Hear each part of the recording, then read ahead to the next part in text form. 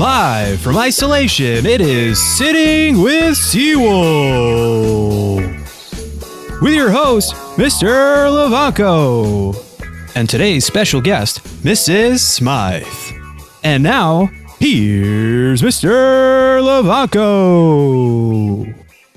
Hey everyone, it's your second favorite counselor, Mr. Lavanco here, and you're probably asking yourself, why is he standing in Jamaica Bay? You're also probably asking yourself, has he lost his mind? You're close. You see, we're a month into this physical distancing and trying to stay inside to stay safe, and I have found that I have had a whole bunch of free time. I've also found that I miss seeing you guys every single day. I'll tell you what, I also miss seeing the staff at Scholars every single day as well. So I decided to take my free time and start my own talk show, Sitting with Seawolves. What we plan to do here on this show is sit down with some of those faces that you know, that you love, that you miss seeing every single day, and see what they're doing with their free time. We're going to discuss a whole bunch of different topics. We're going to try to play some games, and we're going to try to have some fun. I know fun can be in short supply right now as we stay inside, but we're scholars. We do our best to try to stay together and stay connected. So who do I have as my first guest on Sitting with Seawolves? Great question you're asking yourself. You're on fire. This week, I have Mrs. Smyth.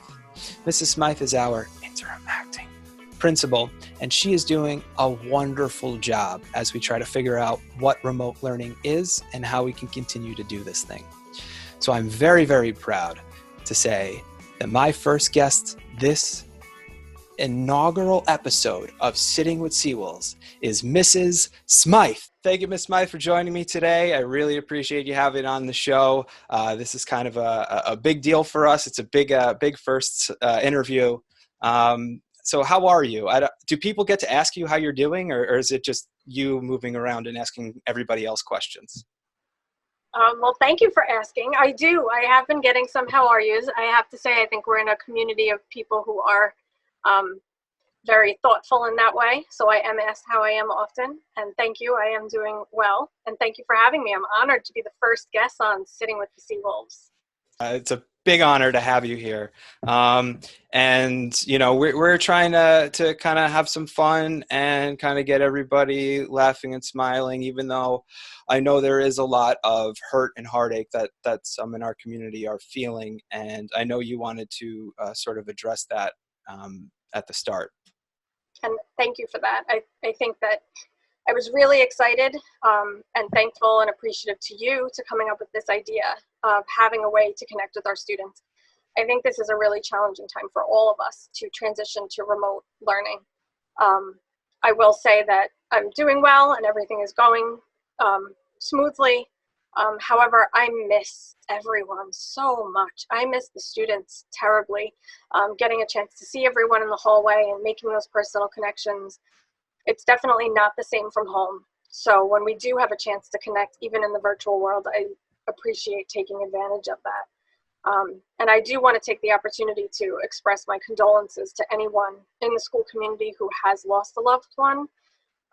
Unfortunately, these are really challenging times, and I know many of us, staff and students, are experiencing the loss of loved ones, of family members, and it's an incredibly difficult time, and my heart goes out, my sympathies to everyone. But I am also appreciative that we're able to come together as a community, support one another, and take opportunities like this to stay connected, even if it is through video, conferencing. I think that this personal connection is what makes scholars, so I'm really grateful that we're able to come up with creative ways to do things like this. I also this week just finished recording all of the Outstanding Scholar Assemblies, and that made this week a great week, being able to see students, celebrate them, and get together, really feel that Scholars Academy community. I couldn't agree more, and you put that perfectly. We are a community, and we are all here for each other. We are here to take care of one another, and any way we can to kind of reach out and see our faces and hear our voices. It's important to do that, and I think we got something pretty good here. You know, hopefully, this is something that we can continue doing. We get some more guests on here, have some fun, try to get people laughing and joking and participating, because that's a big part of, we're not just, doing math problems. We're a community, we're tight. So let's see where this goes. Yep. We've got to stick together. Absolutely. So you are the principal now, interacting. Yes. But I saw the ceremonial handing of the keys. I know that was sort of a big deal. I witnessed it there. I saw it. But was there anything else that you were given, like nuclear launch codes or a bat phone, something super secret and cool that we don't know about? Unfortunately, not anything too interesting. I was given a lot of keys, though, I will say.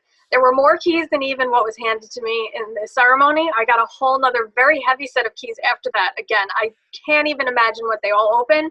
And we weren't in the building long enough for me to find out. So those are all locked up safely. And maybe one day I'll walk around and try to find what all those keys go to. Yeah, that's a great, they don't give you like a map or a guide or no, there were no labels on them. So, but with tons of keys, no secret launch codes. I will say, too, that I was lucky. In my office, which I didn't move, I already had the secret phone for the PA system. And I don't think Mr. O'Connell even had that. So I already was set up with that super secret bat phone, I guess, in my office. That is important. That is the direct pulse to every single person in that school building, and that is very important. Yes. All right. Okay. You're going to have to update us and let me know how those keys situation goes. I will. Once we're back, I'll see how I'm going to actually have to count them. There are quite a few. Yeah, oh goodness. So then you don't get like a personal wake up call as principal? That's not a thing? No, that wasn't one of the perks. It is disappointing. Nothing too exciting. No wake up calls. So then get up on my own. Use a alarm clock. What do we do? iPhone? How do we get up out of bed in the morning? Yeah, I'm an iPhone person. I haven't had an actual alarm clock in a very long time. Okay. All right. Do you use one of those preset tones, or is it? I do. Okay. I do. It is a preset tone. I'll have to set it right now for us to see. It's the regular old automatic tone, so it should go off momentarily. I don't even know how to test it. I've had it set for so long. So you're not sick of it yet? Here it goes. What is that? That is my alarm. I felt that in the back of my head. Oh no. Yeah, it's a tough one. But I'm afraid to actually mess with it, because if I mess with it and I don't wake up that day, then I'll be concerned. So okay, so you hear it. Boom, we're ready, we're out of bed, we're ready to rock. I'm a snooze hitter. Okay. How many snoozes? Yeah. How many snoozes in the morning? It depends. Probably two or three. 2 or 3? All right, I'm with you on that. I'm a 2 to 3 snooze kind of guy myself. So I'm with you on that one. So now that we're home and we're doing this remote learning, has the morning routine changed at all? Are you still waking up early, or are you just rolling right out of bed and getting right to the office? Yeah, I was able to push my alarm back just a little bit, because now there is, the commute and the traffic is cut down quite a bit. I just walked down the stairs to my basement. So since I don't have to time that, I have been able to push things back slowly, probably about an hour or so. So that's other than that, it's pretty similar. Okay, an hour is a significant amount of time. That's it's a good amount of rest in a day. Good. Yes, all right, I like to hear that.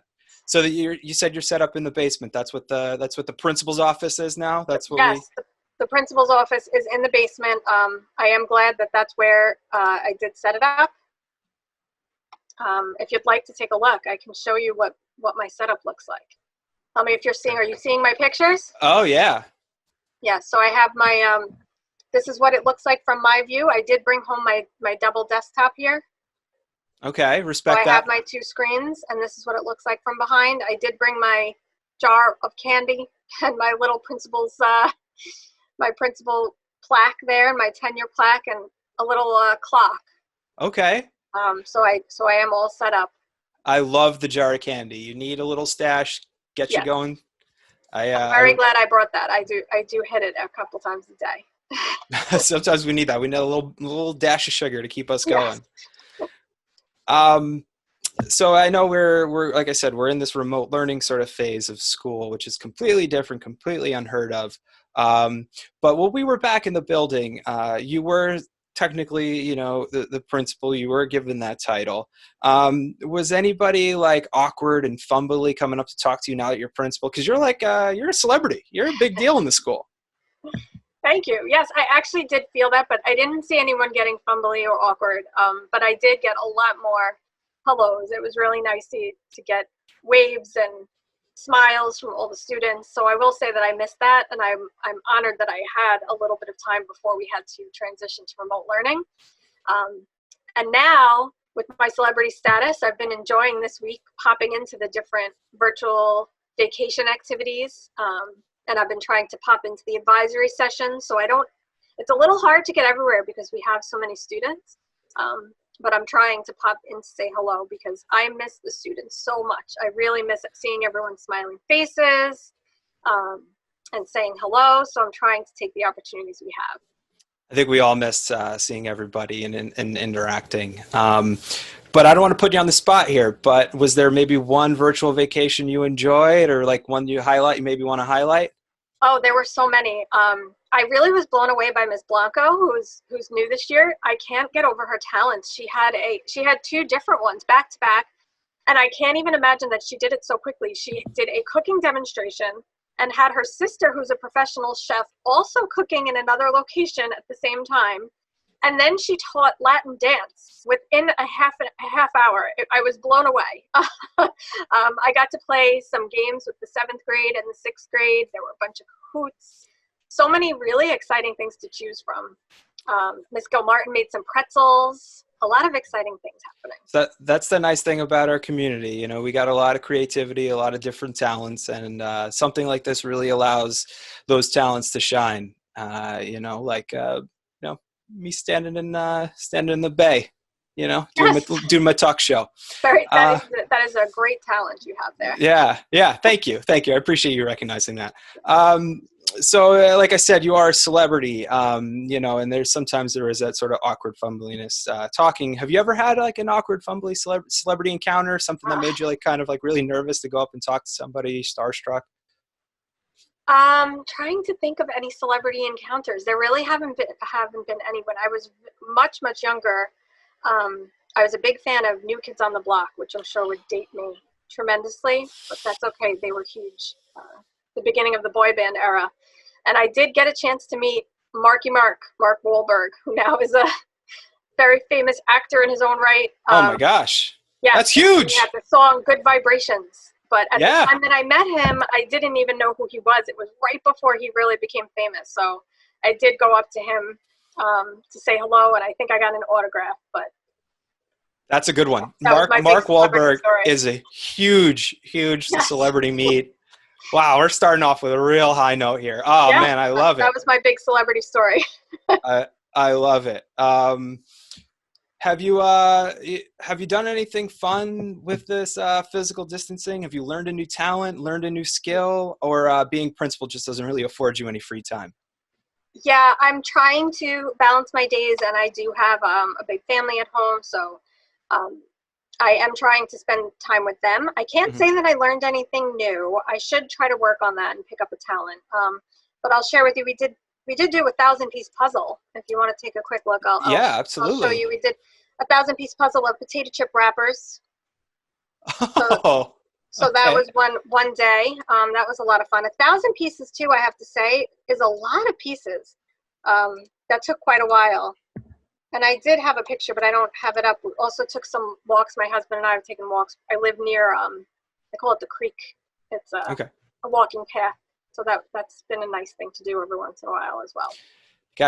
Now it's getting nicer. We got to make sure we get that fresh air, make sure we stay socially distant from people. But fresh air is so important right now.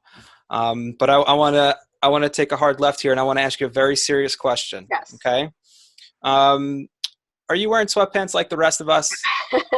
Or is you doing the blazer with pajama pants, business on the front, party in the back? What do we got going on?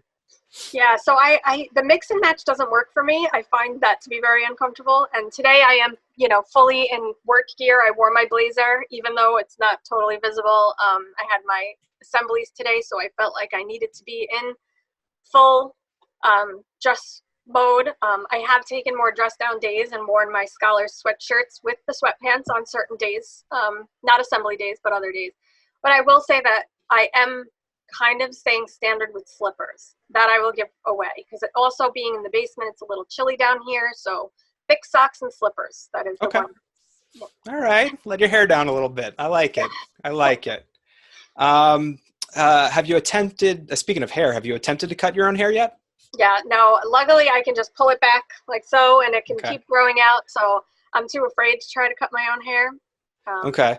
Because I don't, because I'm going in all directions. Yep. I don't know what to do. My Italian barber is closed and I feel lost without him. He's been cutting my hair for almost 30 years.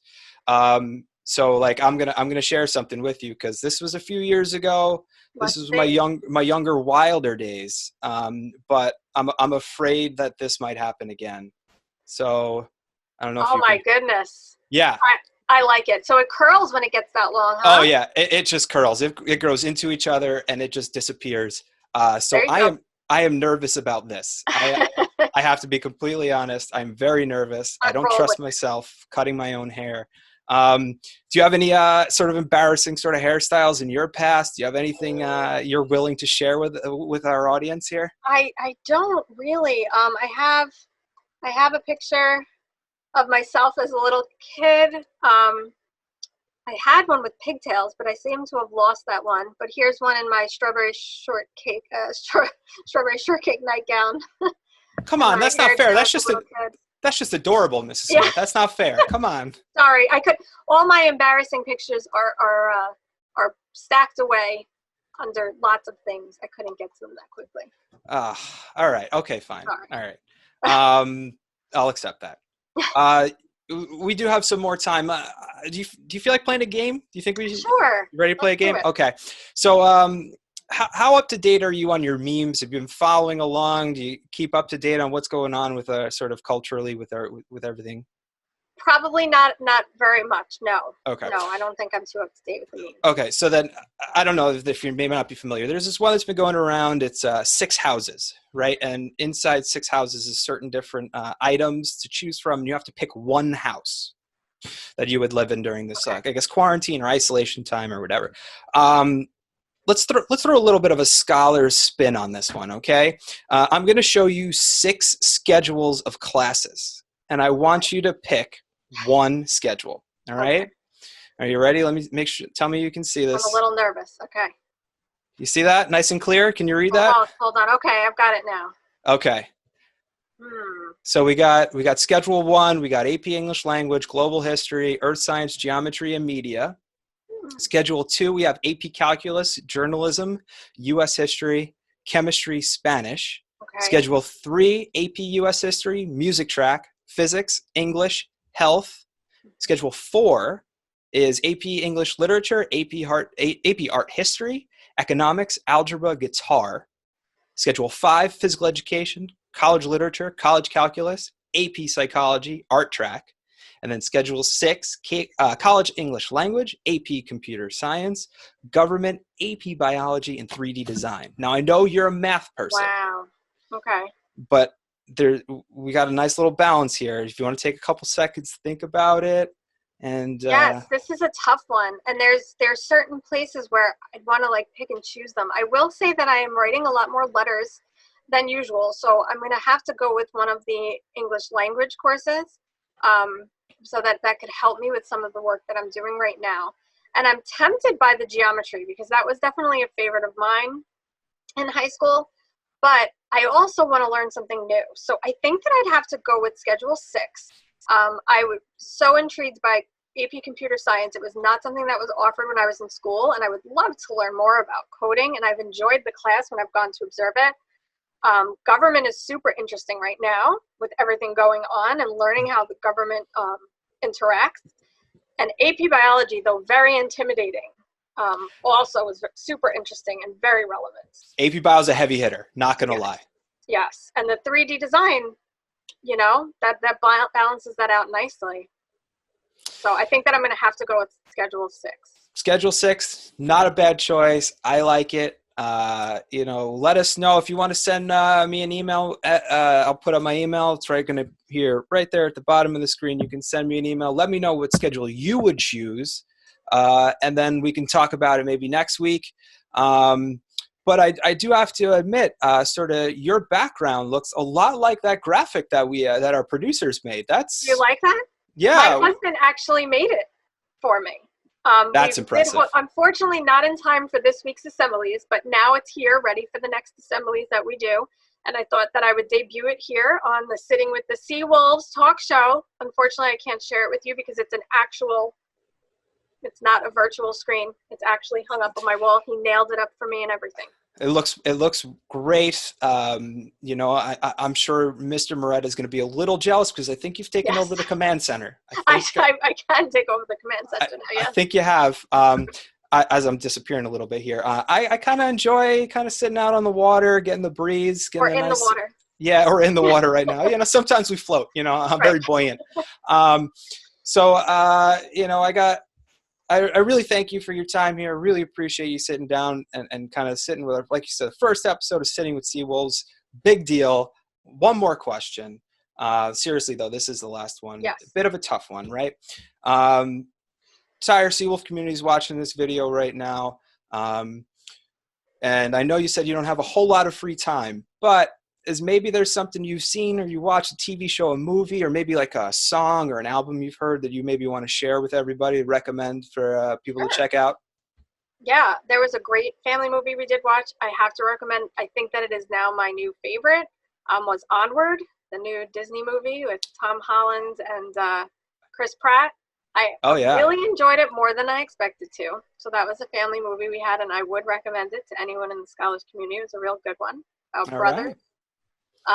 And we're also having fun playing some board games, and one of my favorites is Codenames. It's a really good one. Big Codenames fan. Big Codenames fan. Yeah. Oh yeah. As an aside, I almost lost a friendship over it once. You definitely can see that. I thought my clue was perfect. I thought it was on point, and everybody just didn't pick up on it. Yeah, it's Apples such a are red. strategic game. It really challenges your mind. Great for language, and I really, really enjoy it. And I just checked on it, and it does seem like they're creating an online version, which I'm super excited about. Ooh! I would love to play something like that online. It's a great one. Codenames, very different. Well, we're remote city, baby. So maybe once this gets online, we might be able to play like a nice big Seawolf game of Codenames. That sounds good. Mrs. Smyth, I thank you so much for joining me today. First episode, Sitting with Seawolves. Thank you so much. Thank you for having me. Have a great day. See you next time. See you next time, everybody.